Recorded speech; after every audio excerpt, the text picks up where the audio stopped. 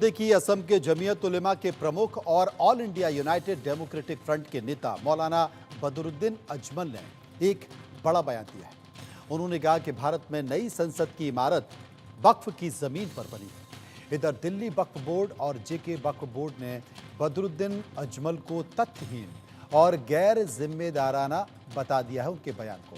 जम्मू कश्मीर वक्फ board के सदस्य सोहेल कासमी ने कहा है कि हिंदुस्तान में जितने भी वक्फ बोर्ड हैं वो किसी न किसी सरकार के नीचे काम कर रहे हैं। उनका कहना है कि वक्फ बोर्ड को अकाउंटेबल होना चाहिए।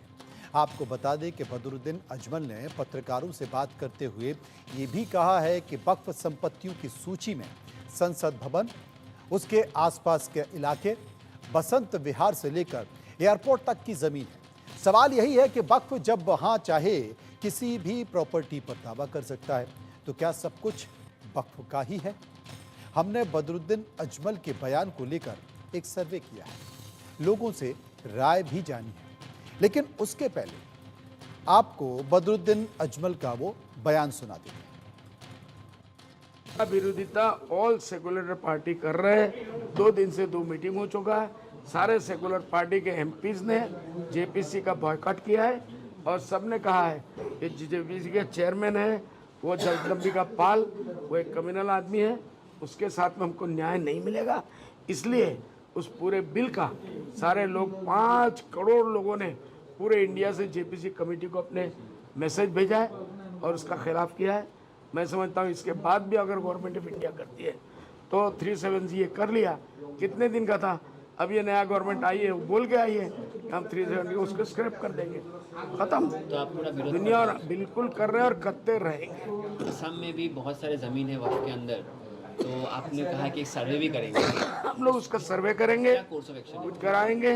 हमारी जमीयत इस मामले में चुप थी, लेकिन अब ऐसा लग रहा है कि गवर्नमेंट की नीयत खराब है, तो हमारे पास हाई कोर्ट, सुप्रीम कोर्ट बाकी है। इंसाफ हमको मिलेगा न्यायालय से, इसलिए हम लोगों ने जमीयत की एक कमेटी बना दिया और वो फॉलोअप करेगी और इसको हम चैलेंज करेंगे। जो प्रॉपर्टीज़ है उनको जो भी नोटिस देना है, आज आप गुवाहाटी में जाइए, पान बाजार के एरिया में पूरा का पूरा एरिया, उसके बाद सर फखरुद्दीन अहमद साहब के जो फैमिली का प्रॉपर्टीज़ थे वो आज पूरा का पूरा एरिया लोगों ने 500 रुपया, 1000 रुपया प्रॉपर्टीज़ के ऊपर दुकान का दे रहे हैं। चर्चा कर लेते हैं, समझने की कोशिश करते हैं, क्योंकि वक्फ की जमीन को लेकर पूरे देश भर से प्रतिक्रिया आ रही है। हमने असदुद्दीन ओवैसी के बयान को भी सुना है। वो ये कहते हैं कि सरकार चाहे वो मस्जिद हो, कब्रिस्तान हो, सारी ज़मीनों पर कब्जा करना चाहती है, लिहाजा ये बिल, ये कानून नहीं आना चाहिए। अश्वनी कुमार शाही, नेता बीजेपी, इस वक्त हमारे साथ मौजूद है। तारिक खान, प्रवक्ता समाजवादी पार्टी के हमारे साथ हैं, और डॉक्टर वरुण पुरोहित भी, कांग्रेस नेता, हमारे साथ मौजूद है। सबसे पहले बारी तारिक खान साहब की। तारिक साहब बताइए, क्या कहेंगे इनके बयान पर? देखिए, इनके बयान का तो खंडन दिल्ली वक्फ बोर्ड भी कर रहा है और प्रदेशों का, हर प्रदेश का अपना वक्फ बोर्ड है। उसके बाद उसके ऊपर एक काउंसिल बनी हुई है वक्फ की सेंट्रल में, जिसमें तमाम किस्म के लोग हैं। तो जब उन्होंने कह दिया कि इनके बयान का क्या मतलब है कि पार्लियामेंट बना हुआ है और बाकी जो वक्फ बोर्ड पर वक्फ बिल पर समाजवादी पार्टी का विरोध है, हम इसका विरोध लोकसभा में भी दर्ज कर चुके हैं और हर जगह पर हम इसका विरोध कर रहे हैं कि ये सही नहीं है, ये तरीका सही नहीं है। जो राय भी आई है वो भी इसके विरोध में लोगों की आई है। बीजेपी किसान बिल लेके आती है किसानों के फेवर के लिए, 700 किसान मर जाते हैं, विरोध करते हैं। आप अग्निवीर लेके आते हैं, बड़ा फायदा मिलता है उससे नौजवानों को, वो लोग भी नहीं, लेकिन क्या आप मानते हैं कि अगर वक्फ को लेकर कानून सरकार लेकर आ रही है तो वो सही आ रही है? क्योंकि जब इस तरह के बयान निकल कर आएंगे कि संसद की ज़मीन भी वक्फ की है, दिल्ली की आधी ज़मीन वक्फ की है, बसंत विहार तक की ज़मीन वक्फ की है, दिल्ली के जो 14 मंदिर हैं वो भी वक्फ की ज़मीन पर हैं, जबकि उनमें से कई मंदिर वक्फ बोर्ड बना भी नहीं था, उसके पहले के हैं। तो इस तरह के जब बयान निकल कर आएंगे तो फिर पुख्ता होता है, लोगों को लगता है कि नहीं यार, ये कानून तो आना चाहिए, ये बेलगाम चीज़ें हैं। कानून में क्या चीज़ें आप लेके आ रहे हैं, इंपॉर्टेंट ये है आप क्या क्या लेके आ रहे हैं। भाई, कानून में इस तरीके की चीज़ें लेके आ रहे हैं जो लोगों ने जो राय दी है उनको लग रहा है कि नहीं सही है, इसीलिए तो लोगों ने राय दी है। आप कानून लेके आइए। अच्छा, नियत क्या है? नियत बेटरमेंट की नहीं, अगर बेटरमेंट की नियत है तो सिर्फ एक सवाल का जवाब दे जी। दो, एक सवाल का, सिर्फ सब कुछ क्लियर हो जाएगा। 9 लाख करोड़ की बताया संपत्ति है, इतने करोड़ की, कितने करोड़ की है, चलिए, है ना। आप गवर्नमेंट का प्लान ऑफ एक्शन बताइए स्टेप बाय स्टेप 10 पॉइंट्स में कि इतना पैसा मिल जाएगा, क्योंकि वो तो वक्फ की है, मतलब मुसलमान की अपनी जागीर थी जो मुसलमानों ने डोनेट कर दी अल्लाह के नाम पर। वक्फ का यही मतलब इंटीग्रल पार्ट है इस्लाम का। अब आप 10 पॉइंट्स में ये बताइए कि कितने स्कूल बनाएंगे, कितने फ्री हॉस्पिटल बनाएंगे, विरोध खत्म हो जाएगा। ये आप लेके आ रहे हैं, ये आपका जो पॉइंट है वो वैलिड है कि ये तो बताइए कि आखिर इस जमीन का करेंगे क्या। मैं सर्वे पर आ जाता हूं, क्योंकि सर्वे के 5 सवाल है, 3 सवाल ले लेता हूं। पहला सवाल जो हमने लोगों से पूछा था कि मंदिर शमशान के बाद संसद की जमीन को वक्फ संपत्ति बताना किसी साजिश का हिस्सा है। 85% लोगों ने कहा, 14% ने कहा ना, और 1% कुछ भी कहना नहीं चाहते थे। सर्वे का एक और सवाल जो हमने लोगों से पूछा, संसद एयरपोर्ट की जमीन को वक्फ संपत्ति बताने के पीछे बदरुद्दीन अजमल की क्या मंशा है। 38% लोगों का मानना था कि मुसलमानों को भड़काना चाहते हैं। 27% लोगों का मानना है कि सरकारी जमीन पर कब्जे की बात है। 32% लोगों का मानना है कि वोट बैंक की ये साजिश हो सकती है, और 3% कुछ भी कहना नहीं चाहते। सर्वे का एक और सवाल, दिल्ली वक्फ बोर्ड ने बदरुद्दीन के दावे को खारिज कर दिया, झूठ फैलाने पर क्या एक्शन होना चाहिए। 51% लोगों ने कहा कि बदरुद्दीन पर केस दर्ज हो। 15% ने कहा सियासी बहिष्कार होना चाहिए।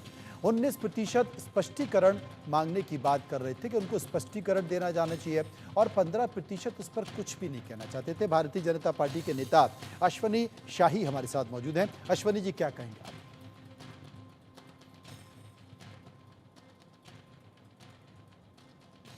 अश्वनी जी, मेरी आवाज आप तक पहुंच रही है? जी, आपकी आवाज आ रही है। जी, क्या कहेंगे आप बदरुद्दीन के बयान पर और सर्वे की राय पर?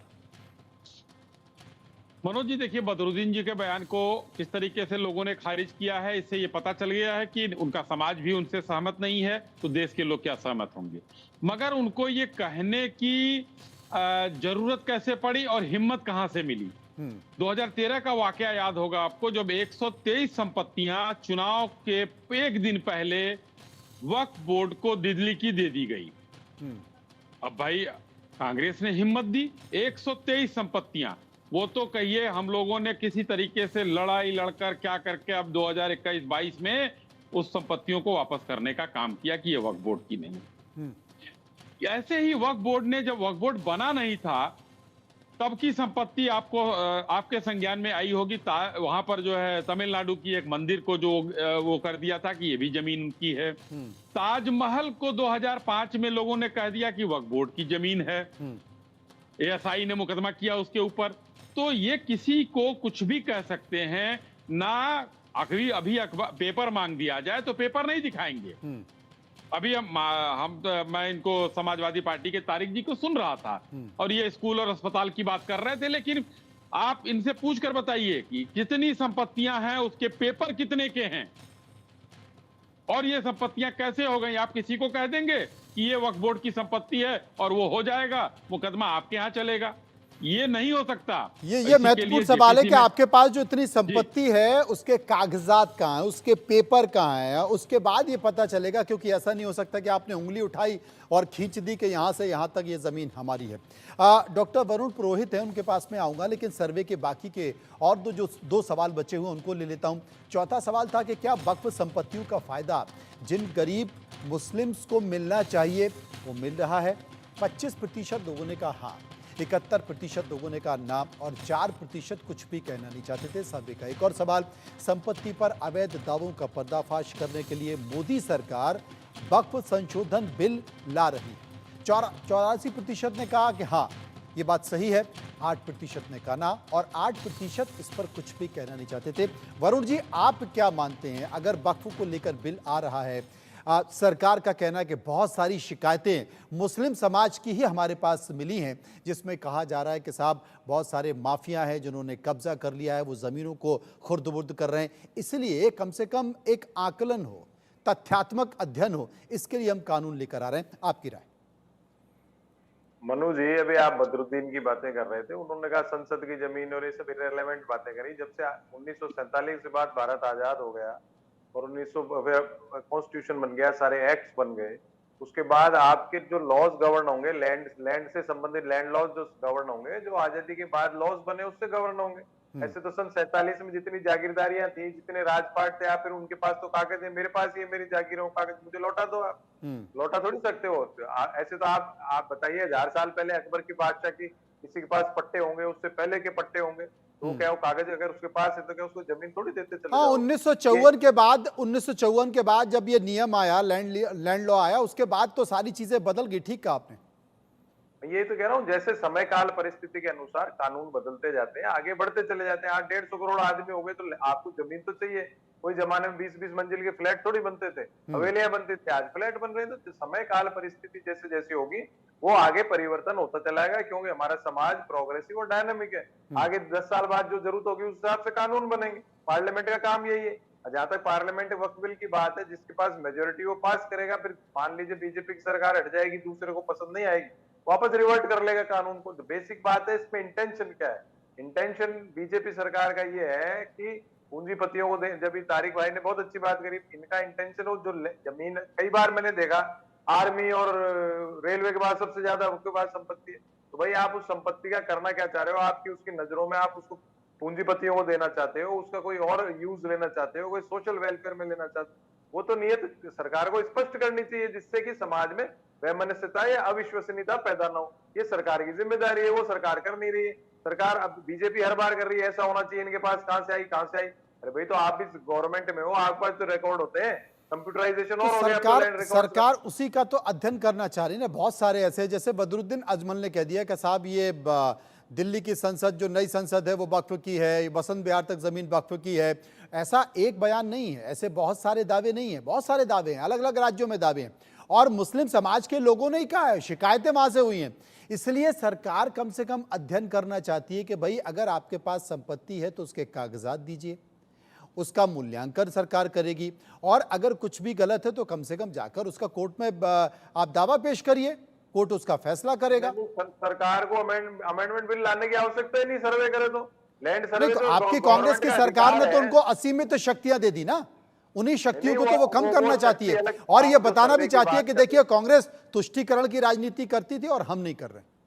नहीं, कांग्रेस तो ना तुष्टीकरण पहले करती थी ना आज करती है। सब डेमोक्रेटिक राइट सबका सेव करने का प्रयास करती है। मैं कह रहा हूँ सरकार है, गवर्नमेंट है, उसके पास तो अधिकार है ही सर्वे करने का। कौन सा लैंड किसके पास है?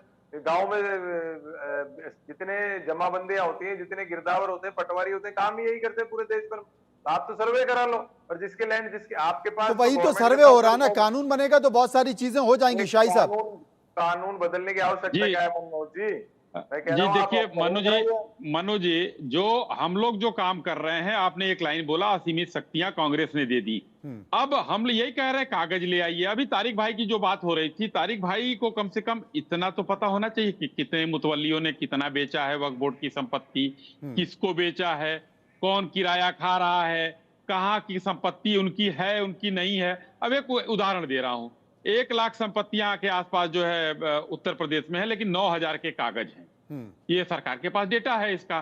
तो भाई बाकी कैसे संपत्ति आपकी हो गई जिसके कागज आपके पास नहीं है? ये उंगली उठा दिया आपने और आपने कह दिया नहीं ये हमारी है, आपने एक नोटिस चस्पा कर दिया, ये आपकी हो गई। इसी की जांच, इसी का सर्वे, इसी को हम पाक साफ करना चाहते हैं कि भाई आखिर आपके पास इतनी संपत्तियां कैसे हुई बगैर कागज के। क्योंकि मैंने देखा है, हम लोग भी पुराने उसमें हैं, अभी भी लोगों ने पहले किए पट्टे नहीं होते थे, उसको हिब्बा कहा जाता था, हिब्बे अभी भी लोगों ने रखे हुए हैं। हिब्बे नामे हैं लोगों के पास अभी भी। जी, हिब्बानामा है अभी भी लोगों के पास। तो जब है इतनी पुरानी चीजें, आजादी के पहले की चीजें हैं लोगों के पास, तो अब उसको वक्फ बोर्ड की जमीनों पर ये अनावश्यक कब्जे, कोई भी मुतवल्ली हो गया किसी का कब्जा, और मुकदमा लड़ने का अधिकार आपके पास कैसे रहेगा भाई?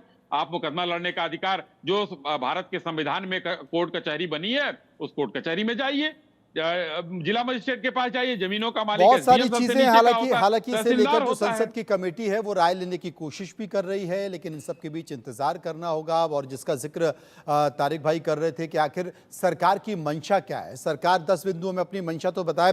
तारिक भाई, वैसे समय खत्म हो गया, लेकिन 30 सेकंड में अपनी बात कह दी। मेरा सिंपल सा बात है, आप कह रहे हैं कि अब ट्रिब्यूनल बनता कैसे है। भारत में 14-24 तमाम ट्रिब्यूनल हैं, तो ट्रिब्यूनल में जजेस होते हैं। मुसलमान अपने चच्चा बाबा को नहीं बैठा देता है, वो जुडिशरी है, पूरे सिस्टम है। सारे ट्रिब्यूनल पे सवाल उठना चाहिए फिर कि अपना बना डीआरटी है, बैंक का मसला सुलझाने के लिए उसको डीआरटी कहते हैं, उसमें भी दिक्कत होनी चाहिए फिर। तो मैं ये कह रहा हूं, वहां जजेस हैं, सरकार के जजेस हैं, वहां पर है, वहां पर जुडिशियल फैसला पावर होता है तो हाईकोर्ट वापस फिर वहीं आपको भेज देता है, उसी ट्रिब्यूनल में भेज देता है कि जाइए ट्रिब्यूनल उसका फैसला करे। ये एक बड़ा संकट है। कानूनी तौर पर भी बहुत सारी पेचीदगियां हैं 5 जिसको सेकंड में सरकार जवाब दे दूर दूंगा करना इसका। चाहती है, और उसके बाद बहुत सारी चीजें कभी विस्तार से चर्चा करेंगे। लेकिन फिलहाल शुक्रिया सभी साथियों का जो मेरे साथ इस पूरे मामले पर चर्चा कर रहे थे। वक्फ बोर्ड की जमीनों को लेकर बड़ी चर्चा देश में हो रही है, लेकिन सरकार चाहती है कि इस पर कानून बने और एक बार नए सिरे से कम वक्फ की संपत्तियों का मूल्यांकन हो। ऐसा नहीं है कि आप कहीं भी दावा